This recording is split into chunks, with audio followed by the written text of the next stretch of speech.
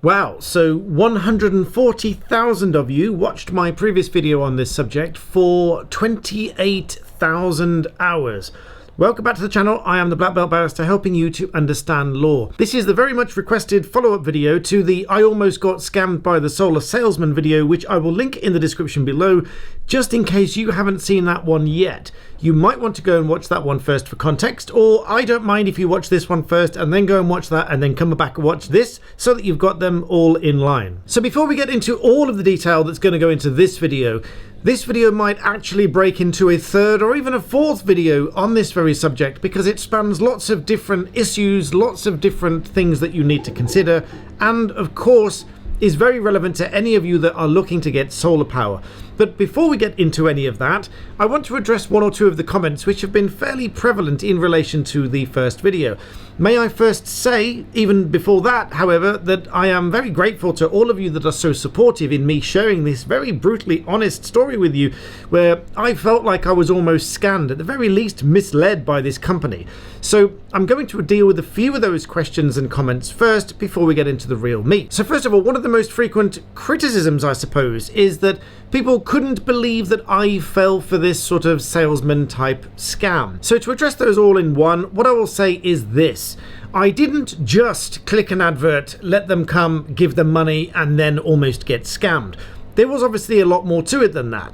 What I did say in the first video is that before they came, I didn't really know anything about solar systems, solar power systems. However, that doesn't mean I didn't research it, and it doesn't mean that I gave them money without researching it, or without knowing anything about it, or without knowing who the company was, or without knowing who the people were. There's a lot of details here that I'm going to reveal in this video that will sort of prove all of you wrong, really, even though I still felt like I was misled and I still withdrew from the contract. But there's a few important points that I'm going to bring up to rebut exactly that contention. So first of all, yes, I did click an advert from Instagram. Now, a lot of people have said that Instagram is a terrible place for adverts, which may be the case for a fair few of them, but actually lots of reputable businesses do advertise on Instagram. So I don't think it's a fair criticism of Instagram to say that all adverts on Instagram are bad, or the same goes for any other platform like Twitter and YouTube and Facebook and wherever else people advertise. Genuine companies do advertise on all of those platforms. We've done it ourselves. We are a genuine company. And so in my view, it would be unfair and frankly inaccurate to say that all Instagram adverts are bad. So that aside, yes, I did click an Instagram advert to get these two men to come out to me to do the survey on the house. And I say survey in inverted commas because it transpires more detail that will come out in this video, so make sure you keep watching, that I didn't include in the first video because I just didn't have time in the 33 something minutes that I spent in the first video detailing all of what happened. And so one thing I didn't say in the previous video, which I'll explain now, is that when I filled in this form on Instagram and I got a telephone call to arrange the survey to come to my house, they obviously told me what the name of the company was. Now, I'm not going to name the company because I don't think that is broadly fair or professional, and it doesn't really add anything. Really, what I hope to give you in these videos are all of the things to look out for so that you know whether or not you've been misled. But the point of it is this. They gave me the name of the company that was sending two guys out to measure up for these solar panels, and then I researched the company. There are a number of ways of doing this. You can do it on Companies House, you can do it on Credit Check, and if you have an account, you can even do it with credit reference agencies to check the actual credit rating of the company if you want to deal with that company. I think they only really do it with businesses, but you'll have to check. But there are a number of ways of checking out the company, and these I did. And this was a national company with a good reputation. It's on Trustpilot, and it's got a good reputation on Trustpilot by all accounts. So this wasn't just any fly-by-night company. This was a national outfit with an otherwise good reputation. But there's another moral to this story as well, in that it's not necessarily the best idea to go with the biggest national company, where it might even be better to go with a much smaller company that doesn't really have any reputation at all, but know exactly what they're doing, care about what they're doing, and you can mitigate all of the risks involved in parting with your money along the way. And that indeed is one of the parts that I'm going to talk about in this very video. So as for the notion that the company itself is untrustworthy, consider that one debunked, but it doesn't mean that they didn't try to mislead me, which I maintain the view that they did, for various reasons and factual basis in my first video, which again is linked in the description below. So the second half, I suppose, of this criticism, in that I did part with money by way of deposit based on what these chaps had told me, I would defend thusly. Some of the comments have suggested that I paid this deposit with no knowledge about the products or anything at all, which is fundamentally untrue. What happened was they gave me a very detailed presentation, albeit along with all the sales pitch. I could obviously see through the sales pitch because I said in my previous video that I was already thinking that this is part of the sales pitch, but I was still interested in the product and I still wanted the installation. What I was going to do, which I did do, was research the products that they were telling me that they were going to fit, see that they were suitable, and whilst one person criticised that they made a phone call to check that they had stock, this was still part of the representation. It was a representation of fact, i.e. they had these products in stock. And because they didn't have them in stock, that was a misrepresentation upon which I was entitled to rescind the contract because there had been a misrepresentation. This is under the Misrepresentation Act of 1967. Now, of course, many people are still going to argue that it was still dangerous that I was parting with money based on what they said and so on and so forth. But remember, I've already checked this company out. It was a large company with money in the bank, and if I needed to, I could have sued this company to get the money.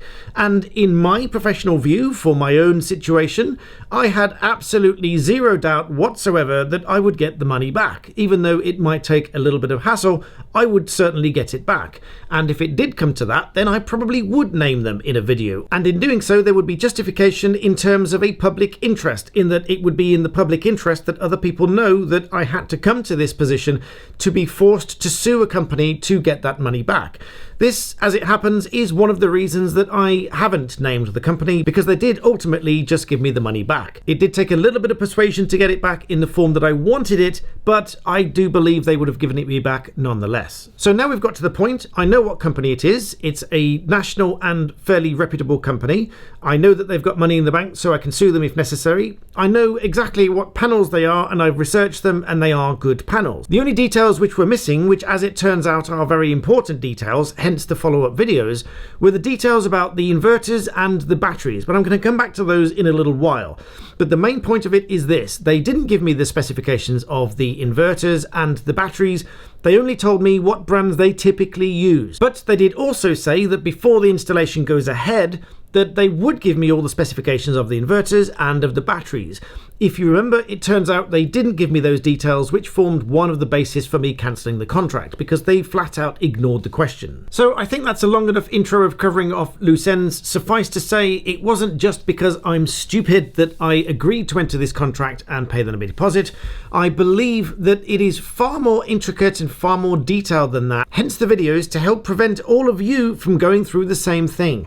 Because if you rang up one of these companies directly, even without having looked at an advert, you might well go through the whole same process, and you might be just as convinced as I was that they will actually install the system. Now, let's also not forget the fact that they probably would have installed the system, just that it probably wouldn't have been very good value for money. It would have taken longer than I'd have liked. There might have been problems with it, and it probably wouldn't have been as specified. But nonetheless, I do believe that I would have got a solar system out of these guys, just not really what I originally agreed to, or for the price that I paid, or value for money. Now, speaking of detail, I've done something that I don't often do, and that is make some notes on a piece of paper. So lots of these things don't necessarily have any particular order, so I'm going to talk about each one of them and just ramble, as I often do, to give you some insight and some things that I've learned and some things to be aware of, particularly if you get guys out to sit and chat through it. You can pose these questions to them and just see what they say. Not the first on my list is no electricity bills versus reduced electricity bills. Now, some of these salesmen say that you will have no electricity bills once you've got this system installed. That is not quite true. That's only going to be true if you go completely off-grid, meaning you disconnect yourself from the grid and you cannot use the grid at all, which also means that you cannot sell electricity back to the grid, which is probably going to be somewhat beneficial if, for some of the day at least, you're producing more electricity than you're going to use and you want to sell it back to the grid at whatever the rates are with your supplier, which I'll come back to in a minute. So the only way you're going to eliminate your electricity bills completely is by going off grid. Otherwise, you will at the very least have your standing charge, whatever that standing charge is. For example, our standing charge is around about 50 pence per day. So even if you used absolutely zero electricity from the grid, which is unlikely, you're still going to pay a couple of £100 a year just on standing charges alone. And when you're doing all of this to try to save money, a couple couple of £100 a year is still something worth considering. So what's much more likely to happen is that you will rely on the grid at some point during the day at least, either when your electricity load and demand is high and perhaps your production of electricity from the solar panels is low, and that there is that overlap, so the grid is going to kick in to feed your house and electricity needs as and when it needs it. The aim and the hope, of course, is that you will sell some back to the grid when these scales are tipped the other direction, when you're not using very much but you're producing more than you obviously need, and you can sell that back to the grid. So ideally these would balance out, but remembering all the while, whilst you are still connected to the grid, you are going to pay the standing charge. Now this has a tangent to it because lots of people, even I've seen one campaign just recently to make the utility companies pay these standing charges, because lots of people don't know what the standing charge is for. Essentially, you can think of it as a line rental for your utility connections. The standing charge is designed to pay for the upkeep of all the networks, to pipe the gas to your premises, and to wire the electricity to your premises and the rest of the grid. Essentially, that's what the standing charge is supposed to pay, and it's passed on to you, the end consumer. Moving neatly on to the cost to purchase per kilowatt hour of electricity versus the rate of selling units of kilowatt hours back to the grid. There is a significant discrepancy between these two, because at the moment we are paying close to 30 pence per kilowatt hour, whereas with the same supplier, if we want to sell it back, we can only sell it for around 3 pence. Now that doesn't seem quite fair to me. If I'm selling to them, they will only pay around 3 pence, but if I'm buying from them, they want around 30 pence, some 10 times more. Now there is some discussion to be had here with regards to the battle of the forms, as it's known in law, where a big company have their set of terms and conditions and it's a take it or leave it scenario, whereas you might not like those terms and conditions and you might want to impose your own. The typical result of that, however, is the big company tells you to go away and they refuse to contract with you, and you're left to go find someone else, only then to find that every other company is doing something broadly the same. Now, whilst the Competition and Markets Authority is around to prevent price fixing, and I hope that none of these companies ever do price fixing with regard to what they are prepared to sell and buy the electricity for, it does somewhat leave a rather sour taste in the mouth, knowing that they will only pay literally a tenth for your electricity for what they are prepared to sell it to you for. But either way, these are all things that you need to check out, because this might be one of the factors that you consider, because you might have to move energy suppliers to make it overall more beneficial to you if your plan is to sell electricity back to the grid to hope to balance out these scales somewhat. Fitting neatly into that part of the story, you might also have to plan your usage throughout the day, because not many plans at the moment have got different rates night and day, but if you are with a supplier that doesn't have a night and day scheme, you might want to move on to one that does. For example, many of them are cheaper at night, so this might also play into your decision as to whether to purchase a battery to store the power to use at night, because if you don't benefit from cheaper electricity at night, you might well be better storing it during the day from the solar panel generations into the batteries so that you can use it at night, so that you're not paying for grid electricity throughout the evening. Another thing on the issue of costs and installation costs, which I'm going to come into now, with a few extra bits and pieces that were probably left out of the previous video. The first up on that list is the VAT, because here's the position at the moment with regard to VAT. If a company supplies and installs a solar power system to your house, it is 0 rated for VAT. Ergo, it should be 20% cheaper than it would otherwise be to buy the equipment and pay for someone to install it yourself. However, what I have found in my personal experience, having sourced equipment and paid guys to come and fit it, the company that originally quoted me, in my view, based on the facts and the figures, have not really discounted it by the 20% at all. Whilst I'm sure that they've complied with their tax obligations and reported the 0 VAT on the invoice, what they may well have done, if I'm being uncharitable, based again on the facts and the figures and the comparisons of what it actually cost to purchase the equipment and get it fitted elsewhere, one interpretation might well be, based on those facts and figures, with the insert of a little opinion here and there, is that they have indeed discounted the VAT, but before doing so inflated their prices by roughly the same or even more. Suffice to say, and call me rather cynical, that I'm not entirely convinced that some of these companies that are zero rating the VAT on the supply and install of this equipment are actually doing so without having first inflated their prices to still charge whatever they would have charged in the first place. Now, the difficulty here is, of course, if you purchase the equipment yourself and you source people yourself to fit the equipment, you cannot really, on paper, claim back the VAT because it is not supplied and installed by the same people. However, as I said, on my calculations of buying the equipment and paying someone to install it, it is still markedly cheaper than the company that was quoting me in the first place. But as I said, one or two bits that I left out of the previous video that I'll tell you now is that I spoke to the original company regarding the scaffold that was put up at the house.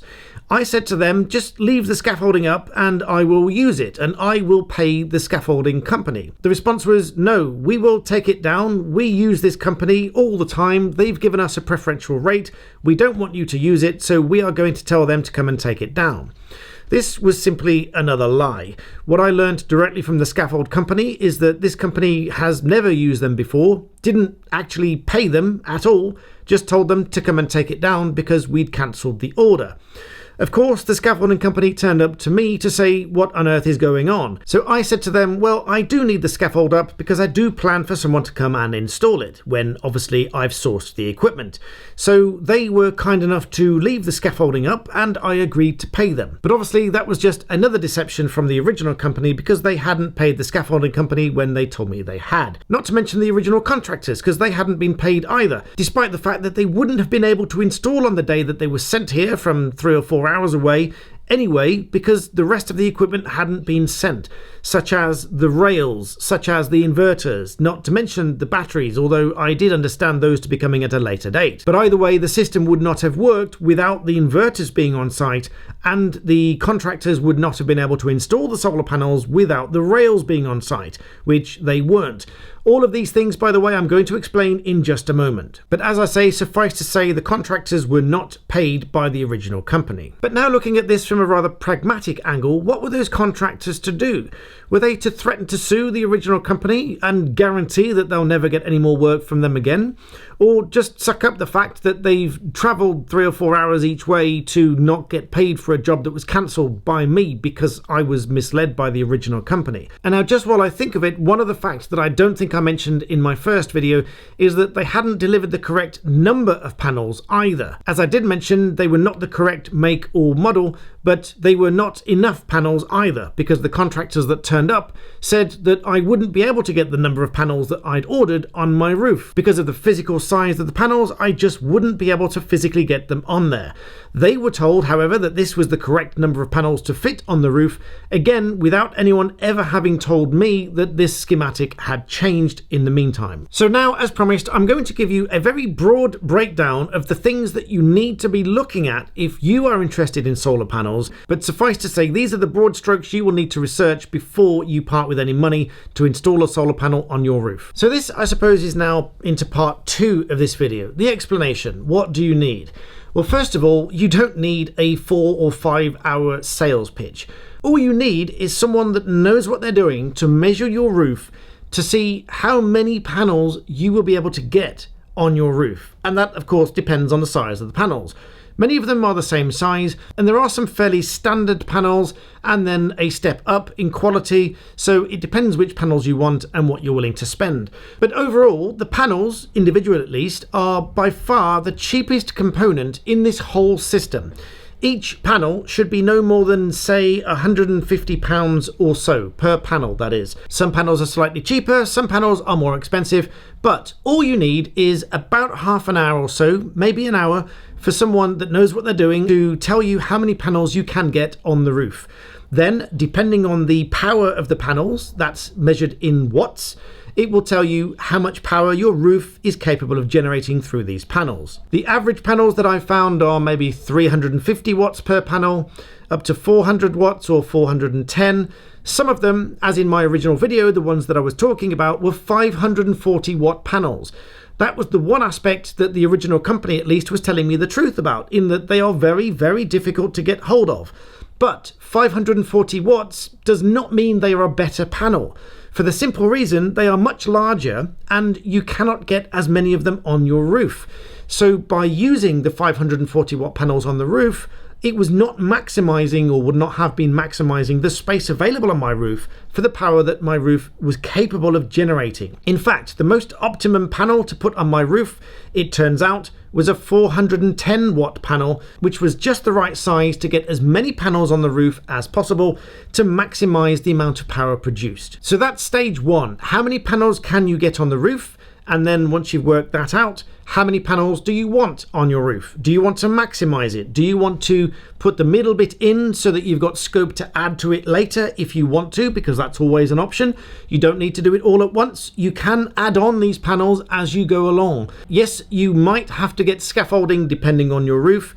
Although if you've got a fairly shallow roof, again, this is a consideration, scaffold may not be necessary. Because in the case of some roofs, you won't need scaffolding, and the contractors can just get onto the roof and install it without. A little bit more dangerous, but they know what they're doing. Next, assuming that you now know how many panels you want and what they're going to cost, the next most important bit is the inverter. Because the sunlight comes in at DC, direct current energy, and the inverter converts it into a form AC, alternate current, that you can use in your house. Because the energy that you use in your house and or send back to the grid is going to be AC power that your inverter is going to convert it into, so that you can utilize the power from the sun through this inverter. Now, of course, there are many different manufacturers of inverters, some better than others. Tesla do their own, for example. You have Solar X, you have Solar Edge, there's Give Energy, and I'm sure half a dozen or even a dozen others. One thing that I did find, which I will just warn you about now, is when you look up these inverters by manufacturer, you will probably see lots of negative reviews about them online. Now, this is a symptom that I come across quite a lot with something that is fairly complex. For example, if you look up the reviews for YouTube online, let's say on Trustpilot, you will see out of, as I read it now, 4,758 reviews, 63% of those are 1 star. And yet here you are on YouTube getting free guidance from a practicing barrister about my real experience, all for free, just while you watch adverts, unless of course you pay for YouTube Premium, in which case you don't get those adverts before the videos. But either way, I think it'd be quite a difficult argument that YouTube is rubbish, according to these reviews. But my point is this: when you research the manufacturers of these inverters, invariably you're going to get a hefty section of 1-star reviews. Most of all, I think, respectfully, most of those are because the people that are using them, i.e. the end users, don't fully understand how to use them, because it's not really that developed yet. It is developing rather quickly, but I think it's still in its infancy, and a lot of the functions are quite difficult to navigate, quite difficult to understand. So my point is, really, don't be put off by negative reviews online, because these systems are very good overall, they are very stable, and the bottom line is they do work. They do convert the energy into a form that you can use. So with that out of the way, overall, I think if you choose any one of the standard manufacturers, you'll probably be all right. So now perhaps you've chosen a manufacturer of inverter. It's now time to choose what power of inverter you want, because this is going to limit the amount of power that your house is going to be able to utilize from your solar panels. Put it very simply, if your roof is capable of generating 10 kilowatts, but your inverter is only 3 kilowatts, then there's an imbalance in the system. Your inverter is not going to be able to cope with the amount of power that your solar panels are going to be able to produce. Ergo, it stands to reason your inverter should at least very closely match the power output from your roof. So if you have panels on your roof capable of generating 10 kilowatts of power, your inverters should ideally be perhaps one 8 kilowatt inverter or two 5 kilowatt inverters, either way as close as you can get to the power output from your roof, so that these inverters can utilize all of that power and convert it into usable energy. Two final things to mention about the panels and the inverters, I suppose, are the direction that your panels face, south being the best, but your installers will advise you on which direction if your house doesn't face south. And secondly, whether the inverters are going indoors or outdoors, because I believe not all inverters can go outdoors, but many of them now can, and many of them are perfectly safe to have outdoors. The next decision that you have to make is whether or not you want to store power in the batteries. Now, this again will depend how much power you use, how much you want to store, whether you are on an energy plan which is cheaper at night, in which case you may not need the batteries at night if you've got cheaper electricity at night. But if you haven't, and it's the same price at night, you might well want to store the power. So you're using stored solar energy as opposed to paying your supplier for it. So now we come to the amount of energy these powers can store. Again, measured in kilowatt hours. So for example, you could get a 3 kilowatt battery, a 5 kilowatt battery, 8, 10, 11, 12. There are various different makes and models on the market. Very often you'll probably be advised to go with the same manufacturer for the inverter and the battery, although that is not essential. For example, you could use a Solax inverter with a Tesla Powerwall battery storage system. Or as in one of the demonstration example videos for SolarX, they use one of their own inverters, but they use an LG battery to store the power. But SolarX does of course produce batteries that work very well with their own inverters. These come in the form of a master and a slave. Think of the slave as extra storage, just like a hard drive extra storage. If you've got 2 drives, your computer needs to know which one is the one to boot from and to use for all of the main software, and the other one is a slave, as in it's additional storage. It is serving the main drive. The same analogy is broadly true for batteries. You have a master battery and a slave battery. The same is true if you've got 2 inverters and each have their own battery system. The second inverter will be a slave inverter to the main inverter. In other words, the main inverter is the master and controlling the operation, and in doing so controlling the power with the battery and the other inverter and its battery, and juggling the system between the amount of power generated by your roof, used by your house, as against what's needed from the grid. As a very, very rough rule of thumb, a house of 3 people with average day-to-day use overnight is going to use something in the region of 5 or 6 kilowatt hours, depending on what they've got running, whether it's a couple of fridges, a couple of TVs, a few lights and a few other bits and pieces. I would probably guess around 5 or 6 kilowatt hours, at least from my experience and what I've read online. But again, your installer can discuss with you the size of your house, the needs for your house. You might only need a 3 kilowatt hour battery, or you might need very much more than that. But again, it depends not just on the size of your house, but your actual usage needs.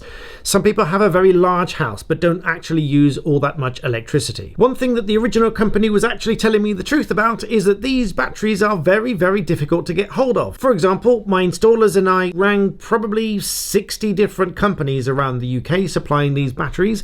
If you want a Tesla wall battery, you're probably going to wait till the middle of next year, at least for the model we were looking at. And for even many of the other batteries, most suppliers are still waiting for the stock to come in on a ship from somewhere. But whilst you're in the mindset of installing things, another thing to bear in mind is if that you have an electric vehicle, you are probably clued up about this anyway, but just in case you're not, you can have the option where the solar power is dedicated just to charge your electric vehicle and nothing else, no battery or anything else. Or you could even split the system so you've got some of the panels dedicated to charging the electric vehicle and the rest of the panels dedicated to the house. That brings me neatly into the default mode that most houses are going to need, which is referred to as self-use mode, which is the priority in which the energy is used, stored and or sold back to the grid. So self-use mode, at least depending on the schedule for charging the batteries, which I'll come back to in a moment, is as follows.